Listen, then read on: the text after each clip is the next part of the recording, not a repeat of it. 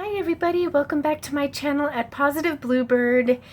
I was gonna do a get ready with me this morning with makeup, but it was taking way too long. And by the time I was uploading and running out of space and having to start over, I practically was already done. So what was the point?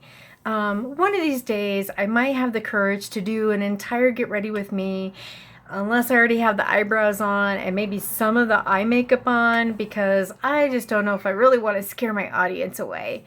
All right, so what I'm going to do right now is I'm going to show you my new hair extensions and how to put them in. So it's a little bit dry out here in Colorado, and these are fake hair, obviously. I don't know what these are made out of, maybe some kind of a plastic. All I know is that they told me do not use a curling iron to this. It's not like some of the wigs that you can buy where you can take heat to it. So don't use a blow dryer or any kind of heat element on it because it will melt right through. All right, and you guys, these were only $5 at Claire's Boutique. They are not sponsoring me to talk about this. This is just something that I wanted to buy, and I couldn't believe I found blue and teal. Isn't that great? Because you guys know that I have teal in my apartment and blue for Positive Bluebird. It looks a little bit purplish blue on camera, just like my, well, wait a minute, my shirt is purple. Isn't that weird? Yeah, my shirt is purple and this looks purple, but it isn't, because to me, from what I'm looking at, this is blue. It's weird how the camera does that, right? Because like with my makeup, I look really white sometimes, but I actually have tan skin, just like my tan arms. Okay, thought I'd get that out there.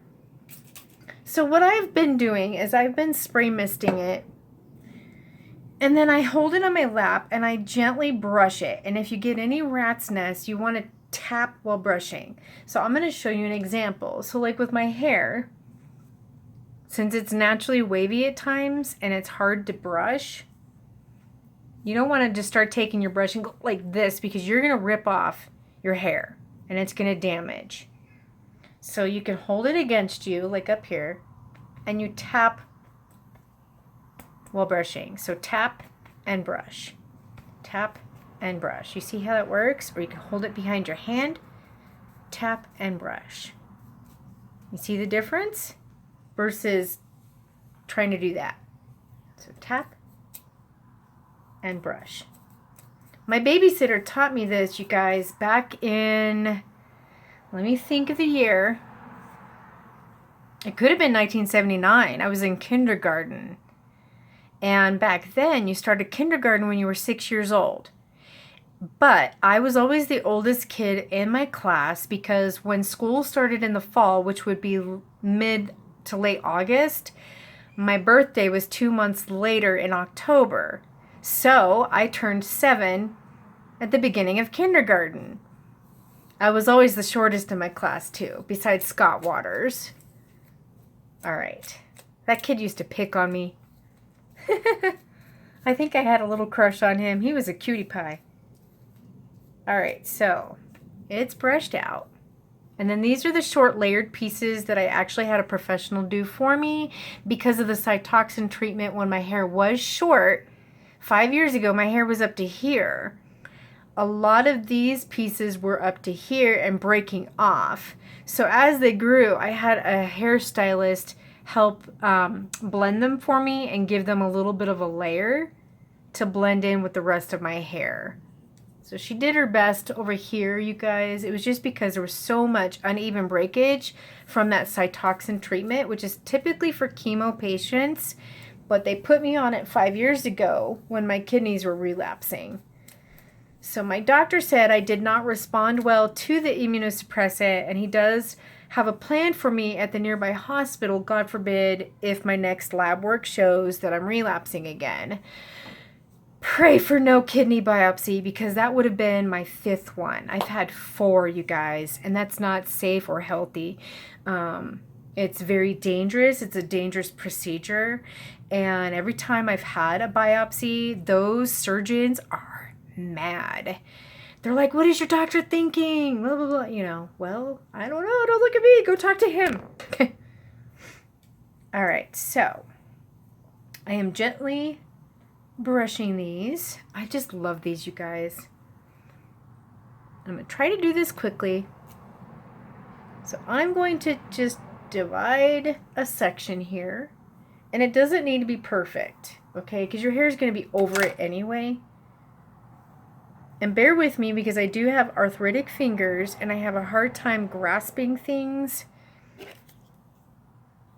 And I'll show you. Like, oh my God. I feel like it's 1988. Let's see, 1988, I was 16, I think. 15 or 16. Yeah, I think it was 15. All right. And then I started my band when I was 16. We were called Mix'em Hex. And if you guys want to know what Mix'em Hex means, my oldest brother came up with the word. I don't know how he came up with it. I think he just made it up. But he would purposely bump my arm when I was doing my homework. And he'd walk by it and go, Mix'em Hex, Mix'em Hex. So then my pencil would go across my paperwork for my schoolwork. And I'd get so mad at him and whack him on the arm. So the band and I, we couldn't think of a cool, unique name. And one of the band members spilled something. Like, I think it was his soda. Like, he bumped into it. And I yelled, Mix'em Hex. And they go, hey. And I go, seriously? We're going to use that as the band name? It stuck with us, so. Okay. So I don't think it works very good on this side because then what it happens is it starts to slide. I mean, I'm going to try it. And if this takes a while, you guys, I'm sorry. Okay, it seems to kind of be in there. Let me see if it's longer than the rest. I have to stand up. Just a little bit. Yeah, so you have to keep working with it. That's why I thought it worked better on the opposite side that you part. So let me see if I can do it. If you get bored, just click off or come back later. I don't know. If you're a dude and you don't like this, just go watch sports or do something. Okay. All right. These two are in. Okay. And they feel pretty comfortable. You have to mess around with them to make sure that they feel okay and they're not pulling your other hair. All right. So as you can see, this is too much. This is not going to work. This would work. All right. So that's how you do that. And it still feels pretty good. It's not too bad. It takes a while to get used to. You have to kind of keep pushing and pulling on it to make sure that it's comfortable. And then I thought that some of these can remain out. And you can kind of twist it, bring it up, you know. Yes, I'm stuck in the 80s, okay? Who cares? I know my friend Cheryl is probably laughing at me. Cheryl, you know you're laughing. And Rock and Roberta. We're all about the same age. We're 80s chicks. Yeah, for life, baby. Anyway, hey, I think that's pretty rockin'. But you guys catch my drift, right? And for all my young friends that are like between the ages of 10 and 15, believe it or not, we had hair extensions back in the day. Aerosmith did, all kinds of rock bands. So you guys might think that, oh my God, how do they know about this stuff? Well, honey, because we invented it. I'm just kidding. All right. And the skinny jeans. You guys think that skinny jeans were invented in today's time era? No. Skinny jeans actually go way back to, I want to say, the early 50s. I'm trying to think of her name. Oh my gosh. I cannot think of the movie, you guys. I just drew a blank. Audrey Is it Audrey Hepburn or Audra Hepburn? But you guys know which movie. You guys, I think it's Audrey Hepburn. Audrey Hepburn. I could be saying it wrong. She wore skinny jeans.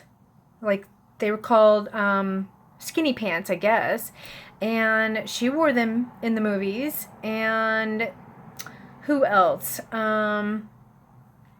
Mary Tyler Moore on the Dick Van Dyke Show. She wore them. They were almost like high waters, like capris and stuff. So, yeah.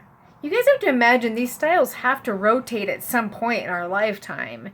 Obviously, you know, we're not going to go and wear clothes that our pilgrims wore, you know, all the layers and the beautiful long dresses and cummerbunds and things around our waists and corsets and all of that. But you have to imagine that some of these styles are having to rotate and repeat themselves. Choker necklaces actually were around in the 1900s. They were made out of lace, and then they just tied in the back. So, little history for you. You guys can join my Smarty Pants page on Facebook if you want, because my brain is always on fire. All right, you guys, I'm going to go and try to do something with this. Maybe I'll put some braids in here. But I will be back in a little bit. I'm going to show you some recycled DIY and arts and crafts, and we're going to have fun today. I was thinking about moving a few furniture items, just some small ones that are like the plastic dressers, which hold my arts and crafts, but I'm not sure if it will. We'll see what happens. Got to take it easy because you can't overdo it with, you know, my type of illnesses, but I feel pretty good today, and why not, right? As long as you do it carefully. Don't undermine your doctor, because trust me, my doctor, he always knows when something's not going well, and he knows if I'm overdoing it, because he'll call me with lab work and he'll say, "What are you doing?" "Nothing." "Why?" So don't try to schmooze over your doctor. Take care of yourselves, you guys, and stay tuned for some recycled DIY funs and crafts. Fun and crafts. I think it's the lashes that are getting to me. The glue. And the hair. Alright. Peace out and stay positive. Stay with the 80s, right?